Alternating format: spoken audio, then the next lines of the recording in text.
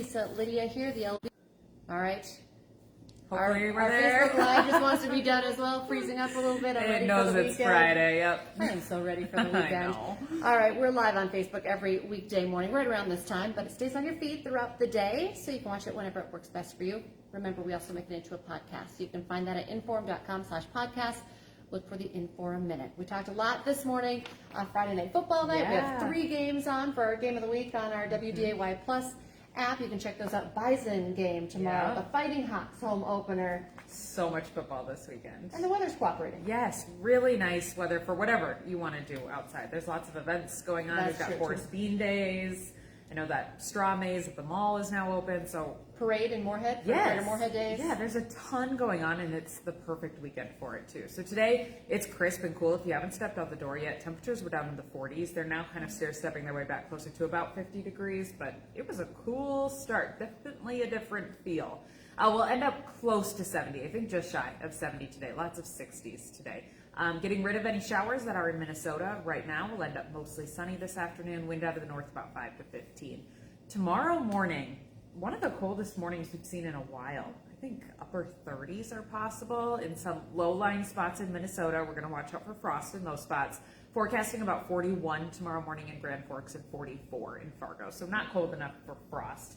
Frost won't be a widespread problem, but it's starting to get to that time of year where it's something we have to keep an eye out for. My body's not ready. It'll be cold. I know. Very Tomorrow cold. morning, people will use the word Cold. to describe it. If you head out to the tailgate lot early tomorrow morning here in Fargo, you will certainly need some kind of jacket. By the afternoon, though, you can take that jacket off. Temp to about 72, sunny sky, wind out of the south, 5 to 15 miles an hour. So just a normal little breeze. It should be a really pretty day. I think a lot of people will be like, oh, it's so nice out. I think you'll hear that a lot tomorrow afternoon. Warmer yet on Sunday, about 82, and then a stretch of 80s really to finish out the 10-day forecast. Even a couple of days close to 90 next week. That's the kind of weather where it's hard to sit in the classroom. Yes. College, high school, elementary, all of them. Hard to get the kids in from recess because it's just too summer-like. So we've got some good heat coming next week. All right. It'll be hard to sit in the office too. Yeah, that too. Yep. It helps that we're not here in the hottest part of the day. That's true. We You get come to put in enjoy our that. hours in, Yeah, exactly. And then go We're here in enjoy the it. coldest part of the day. Thank you, Lydia. All right, here's some of your top morning news headlines this morning. We're working to learn the identity of a woman who is in the Richland County Jail this morning following a standoff and shelter in place in Wahpeton. Police there tell us that they responded to a home right around 6:30 last night for a 41-year-old woman who violated a protection order and vandalized property. When officers got there, they found the woman in a car. She was waving a gun at officers. That's when that lockdown went into place. Police issued a shelter in place for a 12-block radius. They blocked off the area. The woman had barricaded herself inside that car. Then she laid down, according to officers, out of view, but they did know she still had that gun. An hour later, a SWAT team was able to break into the car and arrest her. We know she's in jail on charges of violating a protection order, reckless endangerment, and resisting arrest. Of course, we're going to continue tracking this developing story, so stay with the news leader for updates on that story throughout the day. We've also now just learned prosecutors say we could see a plea deal in the case of U.S. Senator Kevin Cramer's son, who was involved in a crash that killed a sheriff's deputy. 43-year-old Ian Kramer is charged with homicide while fleeing law enforcement, connected to the December death of Mercer County Sheriff Deputy Paul Martin. Now, prosecutors say troopers had tried to stop Kramer near Hazen, following reports that he had stolen his mother's car from Sanford Health in Bismarck. Police say his mom had actually taken him to the hospital out of concern for his mental health. Investigators say Deputy Martin was actually putting down stop sticks to stop Kramer's car when Kramer hit that squad car, and Martin was killed in that accident. We are still working to learn the details of the possible plea agreement. Prosecutors say they'll release that information once they talk to Martin's family about it. So stay with us for updates on that story. A heads up, today a crackdown on drunk driving begins in the Northern Valley. The North Dakota Highway Patrol and the Grand Forks County Sheriff's Office are teaming up for saturation patrols happening today and tomorrow. The goal, of course, is to get impaired drivers off the road, reduce the number of alcohol-related crashes. Also a heads up, part of this saturation, there will be a DUI checkpoint somewhere in Grand Forks County tomorrow.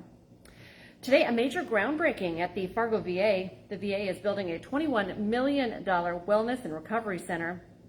The interim medical director says the VA, this new building at the VA will be one-stop shopping for veterans seeking care. The new building will let mental health professionals come together in one place. Right now they're spread throughout the VA campus. There is a groundbreaking that everyone's invited to this morning at 10:30 at the VA campus. Of course, a big story nationally that we're tracking for you as well. I do have an update for you. Today, the 14-year-old boy accused in the Georgia high school shooting has already appeared in court this morning. We know Colt Gray's father will also be in court today. So it's Colt Gray, the 14-year-old boy. Colin Gray is the father, and he's also been arrested and charged in connection with that deadly attack. Colin Gray was booked on 4 counts of involuntary manslaughter. He's also facing 2 counts of second-degree murder and 8 counts of cruelty to children. He has admitted to buying the AR-style rifle that was used in the mass shooting as a Christmas present for his son. Hot Mike is coming up with Dom here, 9 to 11 on WDAY Extra, also inform.com. The Twins are spiraling with just 3 weeks left in the season, and more players are hurt. Corey Provis will join the show at 9:30 to preview the big series with Kansas City. Plus, we have a Dakota Bowl rematch on Extra tonight. Don will have a look ahead to the showdown with Minot and Shanley. Hot Mike, 9 to 11 on WDAY Extra and inform.com. And remember to join us for our next WDAY newscast. That's at 11 o'clock this morning. And we have you covered on this Friday, starting at 4 this afternoon, 4, 5, 6, 9, and 10. And, of course, we'll be back First News weekends throughout the weekend, and then Monday morning we'll be back from 5 to 7 a.m. Have a great weekend, everyone.